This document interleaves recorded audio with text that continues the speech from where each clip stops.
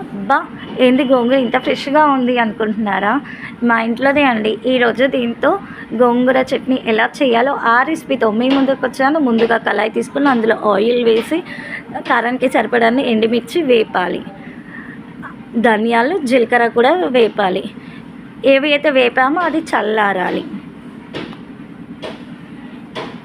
అదే కళాయిలో గోంగూర పచ్చివాసన పోయేంత వరకు వేపాలి. నెక్స్ట్ ఏవైతే చల్లారినాయో అవి పౌడర్గా చేసుకోవాలి. సరిపడంత ఉప్పు, చల్లారిన గోంగూర మిక్సీ వేసి ఫైన్ పేస్ట్గా చేసుకోవాలి. ఫైన్ పేస్ట్గా అయిపోయింది కదండి. నెక్స్ట్ తాలింపులోకి కావాల్సిన కరివేపాకు, ఎండుమిర్చి, ఎల్లిపాయి. ఇంకొక కళాయి తీసుకొని అందులో ఆయిల్ వేసి తాలింపు గింజలన్నీ వేయాలి. నెక్స్ట్ కరివేపాకు, ఎండుమిర్చి, వెల్లిపాయి, ఇంగువ, మెంతుపిండి, పసుపు.